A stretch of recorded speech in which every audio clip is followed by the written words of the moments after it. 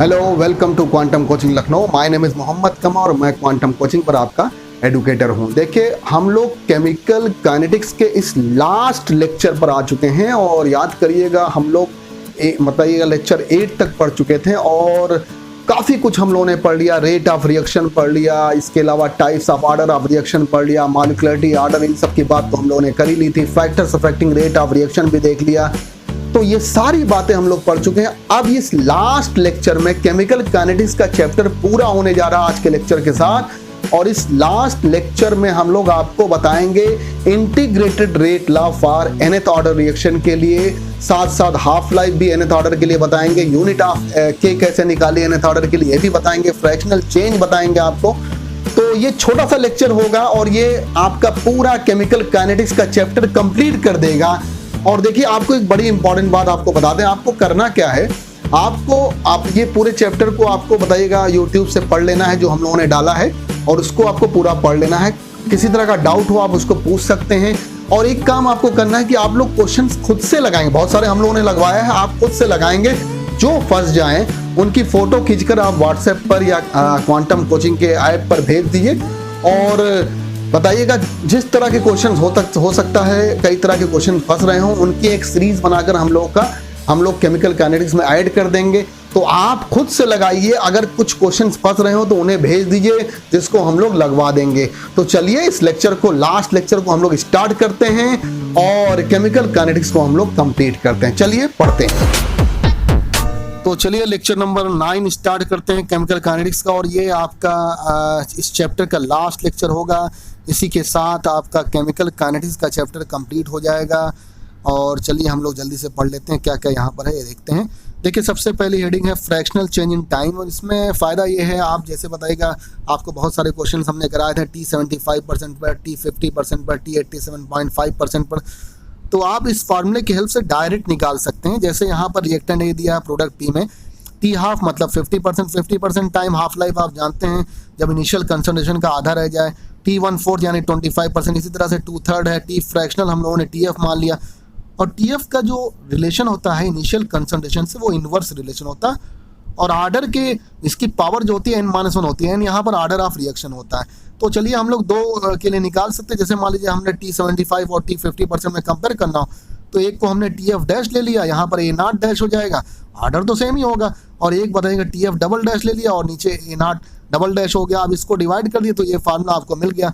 अब जैसे मान लीजिए आपको T75% दिया है तो इनिशियल कंसंट्रेशन रखिए, T75% यहाँ पर रखिए, उसका इनिशियल कंसंट्रेशन यहाँ नीचे रखिए और TF डैश रखिए, यानी मान लीजिए T50% दिया, यहाँ पर A0 डैश रख दीजिए और आर्डर रख दीजिए और आपका आंसर यहाँ पर मैच कर जाएगा। तो आपको कुछ भी यहाँ निकालना हो, आपस में रिलेशन निकालना, तो आसानी से आप निकाल सकते हैं। चलिए इंटीग्रेटेड रेट इक्वेशन देखते हैं nth ऑर्डर रिएक्शन के लिए। और ये आपको बता दें nth ऑर्डर रिएक्शन के लिए तो है, लेकिन फर्स्ट ऑर्डर के लिए ये इंटीग्रेटेड रेट इक्वेशन अप्लीकेबल नहीं होगा, बाकी सारे ऑर्डर में अप्लीकेबल होगा। यानी n = टू आप कहेंगे 1, 0, 2, 3, 4, 5 इस तरह से हो सकता है। देखिए 2 और 0 और 2 हम लोगों ने आपको पढ़ाया। फर्स्ट ऑर्डर तो एक अलग तरह की काइनेटिक्स शो करता था, सबसे ज़्यादा इंपॉर्टेंट था, उसको सबसे डिटेल में आपको बताया है। तो उसके लिए ये इंटीग्रेटेड रेट इक्वेशन अप्लीकेबल नहीं होगा। बाकी आप 0 ऑर्डर और सेकंड ऑर्डर से मिलाकर चेक कर लीजिएगा पीछे से। देखिए फार्मूला क्या है, K = 1/T, ब्रैकेट में n-1 है और अगले ब्रैकेट में यहाँ पर 1/AT की पावर n-1 और -1/A0 की पावर n-1 है। n यहाँ पर ऑर्डर ऑफ रिएक्शन है। चलिए अब इस इंटीग्रेटेड रेट इक्वेशन जो यहाँ पर हमने बताया रख कर देखते हैं। फर्स्ट ऑर्डर के लिए तो ये अप्लीकेबल होगा ही नहीं, तो 0 और सेकंड ऑर्डर के लिए रखते हैं और इसको पीछे से आप मैच करिएगा कि मैच करता है कि नहीं करता है। तो देखिए यहाँ पर हमने n0 रख दिया। अब हमने n-1 की जगह n की जगह पर 0 रख दिया, यहाँ पर भी 0 रखा और यहाँ पर भी 0 रखा। अब देखिए K = 1 -1/T हो गया और AT की पावर -1 ऊपर जाकर AT हो गया और A0 की पावर -1 ऊपर जाकर A0 हो गया। और ये फार्मूला मिल गया -1 से जब मल्टीप्लाई कर दिया 1/T, ब्रैकेट में A0 -AT। आप मैच करिएगा, यही इंटीग्रेटेड रेट इक्वेशन होगा 0 ऑर्डर रिएक्शन के लिए। आप पीछे पलट कर देख लीजिएगा, लेक्चर सेकंड या थर्ड में हम लोगों ने आपको बताया होगा, वहाँ से मैच कर लीजिएगा। इक्वल टू हम लोग 2 रखते हैं तो n की जगह पर आपने 2 रखा, यहाँ भी 2 रखा, यहाँ भी 2 रखा। और देखिए इसको सॉल्व करिए तो आ गया K = 1/T, ब्रैकेट में 1/AT -1/A0। आप सेकंड ऑर्डर रिएक्शन जो हम लोगों ने आपको पढ़ाया है, सेकंड ऑर्डर रिएक्शन, उससे मैच करिएगा तो ही इंटीग्रेटेड रेट इक्वेशन होगा सेकंड ऑर्डर रिएक्शन के लिए। तो ये एक ऐसा फार्मूला है, इससे आप किसी भी ऑर्डर का निकाल सकते हैं एक्सेप्ट बताइएगा फर्स्ट ऑर्डर को छोड़कर। तो बाकी सबका आप यहाँ पर निकाल सकते हैं। तो बड़ा इंपॉर्टेंट फार्मूला एक तरह से आपका बन गया। और फार्मूला क्या था वो हमने पीछे आपको बताया। के इक्वल टू क्या था आपका यहाँ पर फार्मूला आपका यही था। के इक्वल टू देखिए था 1/t और ब्रैकेट में n-1 और अगले ब्रैकेट में बताएगा 1/80 की पावर n-1 की पावर लगी थी और a0 की पावर n-1 पीछे पर हमने बता दिया। बड़ा इंपॉर्टेंट फार्मूला है। अब चलिए हाफ लाइफ को इससे रिलेट करते हैं। और हाफ लाइफ में भी आपको पता है फर्स्ट ऑर्डर के लिए एप्लीकेबल नहीं होगा, बाकी सब जगह पर एप्लीकेबल होगा। हाफ लाइफ आपको पता है वो टाइम होता है the time eight which concentration becomes half of the initial, यानी इनिशियल का कितना रह जाए, आधा रह जाए, वो टाइम कहलाता है बताएगा हाफ लाइफ। तो हम लोगों ने t equal to t half रख दिया और a t की जगह पर बताएगा a0 डिवाइड बाई 2 रख दिया।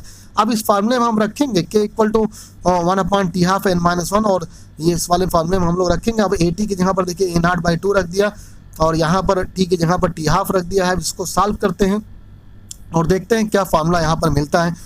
तो सॉल्व करने पर देखिए यहाँ पर 2 की पावर n-1 ऊपर आ गया और बताएगा एलसीएम लेने के बाद ये फार्मूला आपको मिल गया k equal to 1/t half bracket में n-1 और अगले ब्रैकेट में है 2n की पावर -1 और डिवाइडेड बाई a0 की पावर n-1। n यहाँ पर ऑर्डर ऑफ रिएक्शन है जो कि फर्स्ट ऑर्डर के लिए करेक्ट नहीं होगा और 0 सेकेंड ऑर्डर और थर्ड ऑर्डर के लिए करेक्ट होगा। जैसे हम लोग यहाँ पर 0 रखते हैं तो n की जगह पर यहाँ 0, यहाँ भी 0, यहाँ पर भी 0 रखते हैं और देखिए आ गया k equal to -1/t half और ब्रैकेट में -हाफ और डिवाइड बाई a0 की पावर -1। अब इसको सॉल्व करके पूरा रखिए तो k equal to 1/t half bracket में a0 डिवाइड बाई 2 आ गया।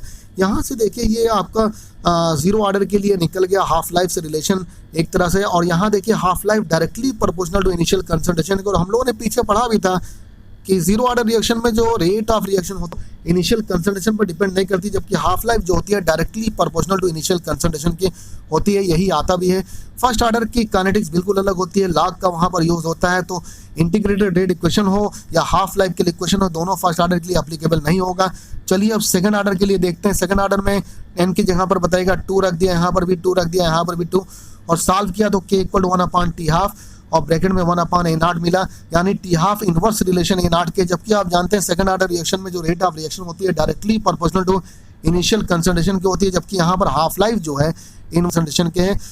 तो इस तरह से देखिए हम लोगों ने आपको इंटीग्रेटेड रेट इक्वेशन बता दिया। इंटीग्रेटेड रेट इक्वेशन हम लोगों ने आपको बता दिया किसके लिए, nth ऑर्डर के लिए। और बस खाली फर्स्ट ऑर्डर के लिए एप्लीकेबल नहीं होगा, बाकी किसी भी ऑर्डर के लिए एप्लीकेबल होगा। और इसी तरह से हाफ लाइफ भी हम लोगों ने बता दिया nth ऑर्डर रिएक्शन के लिए। फ्रैक्शनल चेंज इन टाइम भी बता दिया। और ये चैप्टर पूरी तरह से लगभग कंप्लीट हो चुका है। एक छोटी सी बात आपको जो पीछे हमने बताया था वो भी आपको यहाँ पर बताकर क्लियर करते हैं। और याद करिए यूनिट ऑफ के हम लोगों ने निकाला था, जो यूनिट ऑफ के निकाला था वो भी आपको हम लोग पीछे बता दिया था। nth ऑर्डर रिएक्शन के लिए यूनिट ऑफ के क्या होती है और के आपने रखा था, याद करिएगा। मोल की पावर क्या था, मोल की पावर 1 - n था, लीटर की पावर n-1 था और टाइम की पावर -1 था। इससे हम लोग nth ऑर्डर के किसी भी ऑर्डर के लिए हम लोग निकाल सकते हैं। जैसे याद करिए फर्स्ट ऑर्डर के लिए हम लोग अगर रखते हैं तो n की जगह पर 1 तो बताइए टाइम की पावर इन्वर्स होता। अगर 0 ऑर्डर के लिए रखते हैं तो 1 - 0 बताइए मोल होता यहाँ पर और लीटर की पावर क्या हो जाता, -1 हो जाता, यानी मोल पर लीटर पर मिनट हो जाता है यहाँ पर। और अगर हम लोग सेकंड ऑर्डर के लिए रखेंगे तो जरा बताएं यहाँ मोल की पावर। तो इस तरह से हम लोग फार्मूला निकाल सकते हैं। और ये हम लोगों ने पीछे आपको पूरा बताया भी है, हम लोगों ने लगातार यूनिट निकाल के बताया भी था। और ये कैसे आता है ये आपको हम बता दें, ऐसा कोई ज़रूरी नहीं कि आप इसको रटे, ये आता है और ये पूरी बात आपको हम लोग यहाँ पर बता देते भी। आप कैसे यहाँ पर देखिए आता है, आप जानते हैं रेट जो होता है ना, रेट का जो फार्मूला होता है वो क्या होता है। रेट का फार्मूला जो होता है आर इक्वल टू, अगर nth ऑर्डर के लिए लिखेंगे तो के और ए की पावर क्या हो जाएगा, यहाँ पर n हो जाएगा। तो के जब निकालेंगे तो रेट यहाँ पर रखेंगे। रेट की यूनिट आपको पता है मोल होती है और लीटर की पावर -1 और टाइम की पावर मानी मोल पर लीटर पर मिनट होती है, तो यहाँ पर होती है। और ये कंसंट्रेशन नीचे जाएगा तो मोल पर लीटर की पावर क्या हो जाएगा भाई, n हो जाएगा। आप खुद चेक करिएगा, जब ये मोल ऊपर जाएगा तो -n हो गया तो 1 - n हो जाएगा। और लीटर की पावर क्या हो जाएगा, लीटर ऊपर जाएगा तो n हो गया, लीटर की पावर n- हो जाएगा, टाइम की पावर -1 हो जाएगा। तो इससे आप निकाल सकते हैं, ऐसा नहीं कि आप रटेंगे, यहाँ पर निकाल सकते हैं। इस तरह से पूरा केमिकल काइनेटिक्स का चैप्टर हम लोगों ने कंप्लीट कर दिया। और कहीं भी कोई डाउट अगर हो तो आप उसको पूछ सकते हैं। और पूरा देखिए हम लोगों ने कितने 9 लेक्चर में पूरा कंप्लीट किया। ये 9 नंबर लेक्चर था। 9 लेक्चर में हम लोगों ने पूरी केमिकल काइनेटिक्स को कंप्लीट कर दिया। इससे पहले हम लोगों ने सोल्यूशन जैसा इंपॉर्टेंट टॉपिक भी कंप्लीट किया था, उसको भी पूरा पढ़िएगा और इसको भी पढ़िएगा। और पढ़ने के बाद केमिकल काइनेटिक्स को और सोल्यूशन के जो क्वेश्चन आपके पास जा रहे हो एनसीईआरटी से या किसी भी अदर कॉम्पिटिटिव एग्जाम से, चाहे वो नीट का हो या आईआईटी का हो, वो आपको जो क्वेश्चन बिल्कुल ना समझ में आ रहा हो उनको आप व्हाट्सएप पर उसकी फ़ोटो खींच कर भेज सकते हैं या क्वांटम के ऐप पर भेज सकते हैं, और जिससे हम लोग क्या होगा, उन सारे क्वेश्चन को कलेक्ट करके हम लोग आपको एक सीरीज बनाकर, एक 2-4 लेक्चर की वीडियो बनाकर हम लोग यहाँ पर अपलोड कर देंगे, जिससे आपको वो सारे क्वेश्चन समझ में आ जाएंगे। तो ये काम ज़रूर करिएगा आप लोग, खुद से पढ़ने के बाद और जम करिए लेक्चर सारे पढ़ने के बाद, सारे क्वेश्चन लगाने के बाद खुद से लगाइएगा, और उसके बाद फिर बताइएगा। आप लोग इसकी फ़ोटो खींच कर डाल सकते हैं जो क्वेश्चन आपको नहीं आ रहे हैं। तो यहाँ के लिए बस इतना ही रखते हैं। इस चैप्टर को हम लोगों ने कंप्लीट किया। आप लोग जम कर पढ़िए, खूब मेहनत करिए, लगातार पढ़िए। कल हम लोग फिजिक्स के लेक्चर में के लिए आएंगे नए लेक्चर में। Thank you very much.